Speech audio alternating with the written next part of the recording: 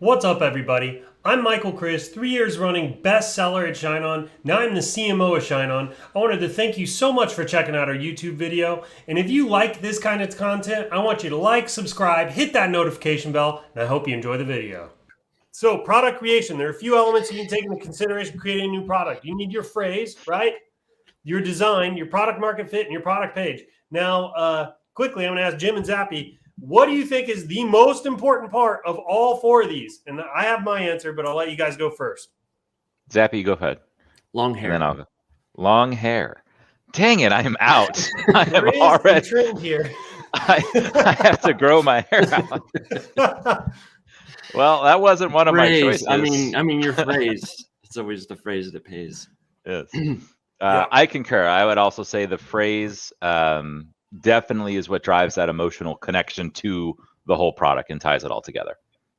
Yeah, I agree as well. It's the phrase 100%. I would say if you're new, 80% of your time should be trying to finding a phrase that resonates with your audience. This is really where the magic happens. If you get a winning phrase, you can have a okay design and you can have poor skills like with your ads and still do okay. I mean, you can still do pretty good. But if you have a crap phrase, it doesn't matter how great your design is. It doesn't matter how amazing you are at Facebook ads. It's just putting lipstick on a pig. I mean, you're not going to get anywhere with that. All right, cool. Here's some just simple steps on product creation. It's when it comes to your phrase, we see the most success anyways, probably what I should say, when folks use the greeting card format. So it says to my wife, to my daughter, to my soulmate, that kind of thing. And then typically you can end it with love your husband, forever and always your husband, from your husband, something like that. You don't have to have that, but typically we see that it works pretty well. You should try to niche down, right? Don't run something that's super general, like, to my loved one or something like that. Like you need to be specific enough that it's relational. So to my daughter, to my soulmate, to my girlfriend, to my hot wife is one that we see a lot. It's that kind of thing. It needs to move people emotionally. We say it's the phrase that pays. If they cry, they'll buy. It needs to resonate with somebody. If you can move them emotionally, they'll be much more likely to buy your product. We like to keep the phrases short enough to be legible, right? But long enough that they have maximum emotional impact. And Zap and Jim, I got a question for you on that in just a second. Make sure your phrase has no grammar or spelling issues, right? If English is not your first language, highly recommend get a buddy that does speak English as a first language and let them kind of proofread your stuff. Grammarly.com, Hemingway.com, some of those free kind of grammar and spelling checkers are your friend when it comes to this. Google Translate can help too. Google Translate can help too.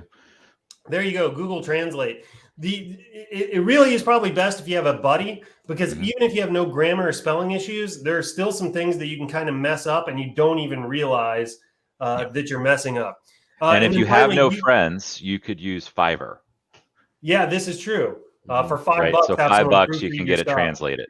Yep. Yeah, good call. It also post it in the group. I'm sure if you post them in the challenge group, you'll get tons of people that will come in and help you as well. And then finally, use fonts that are easy to read. So when you're starting here, I've seen this a million times. People tend to gravitate towards whatever their strengths are. If you have like a graphic design background, you're going to spend a ton of time like on the design. And part of that is going to be like, you're going to be wanting to get creative with your fonts and making sure they're pretty and they flow and whatever else. I'm telling you right now, like, you can waste a lot of time because if the phrase doesn't have the magic in it, it doesn't matter what design skills you put over it, you're not going to turn that thing around. The other thing is, if you get too crazy with the fonts, that alone can be a turnoff. Cursive fonts, look, there are no rules here, but there are some guidelines. And cursive fonts, I'm telling you, it can make it kind of difficult to read. Sometimes what are they called? Is it sans serif? Like this here, where it's like Times New Roman and stuff like that. Serif fonts have the little things that come off the edges, and sans doesn't. If you're not careful, sometimes your serif fonts can even be kind of dicey. So you just be careful with the font. So here's the question I was going to ask you guys. So we've got these guidelines in here, short enough to read, long enough to have maximum emotional impact. I know you guys have actually done some analysis on top sellers across the board to figure out how many lines or words we typically see in a top seller. What did you guys find?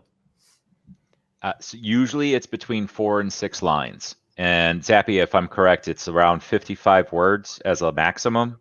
Is that right? Recently, we were trying to keep it more to 55 because then it starts getting to that extra line point. You know, we'll fudge a little bit sometimes with size, but I mean, the larger always is better so that people can read it, especially on ads. Yeah, because remember, it's not so much because it makes the best gift. You're trying to stop people from scrolling on Facebook or on Instagram, right? So if they have to stop on their phone, which is where most people are going to see the ads, and they stop, they have to be able to read the thing. If not, they're just going to keep scrolling, right? So that's why it's so important to make sure it's clear, legible, and the size is enough, and there's not too much text on there, because otherwise it's going to be hard for someone to really pay attention, right? We're dealing with 3-second attention spans here. Yeah, 100% agree with that. 100%. It's very easy, especially if you're a designer and you're on your desktop and you're in Photoshop or wherever you like to be to design, Canva maybe. It's very easy to forget that like 95% of your traffic is going to be on this device right here, right? And when they see it, they need to be able to read it without clicking into the image or having to zoom or anything like that. So I agree 100%. Any other insights you want to share when it comes to the phrase? I would not be afraid to test dropping the end salutation. It's something that we're doing or testing so that we can broaden our reach. And it follows along with what Hallmark does, right? So like in Hallmark, you always have to my wife. You walk into the store, it's like, I need a birthday card, a Christmas card, and then I need who I'm giving it to, right? So it's a birthday to my wife, but then it says love sometimes, but it doesn't say your husband, right? So it almost like beckons them to sign their own name. So I'm not saying that don't do love your husband, but I am saying you may want to test it if it's a broader thing, like if it's to my daughter, right? That could be from mom or dad. So don't necessarily, specify it. Yeah, this is one of those things where it's like there are guidelines but no rules, right? Yep. One of the things I did in a product I had doing fairly well for me last year was I actually used the salutation to inject humor. So you guys have probably all seen the ones where it's like from your grumpy this or from your ugly that or whatever. Like it was an opportunity with this particular phrase to inject some humor, and I did that and it actually worked. So this is one of those things. There are guidelines, but very few rules, I think. Hey, Michael here again. Thank you so much for checking out today's video. If you like the content, make sure you like, subscribe, hit that notification bell. And there's one more thing I want you to do. Check out the links in the description below. I want you to look at the link to ShineOn.com where you can sign up and become a seller with us today. It literally takes 60 seconds and it could change your life. Secondly, I want you to go to our Facebook group. It's the most engaged e-commerce group on the planet. We're constantly sharing important tips, tricks, and things like that that can help you on your seller journey and level up your e-commerce game. Thank you so much for watching the video, and I hope you have a great one. Take care.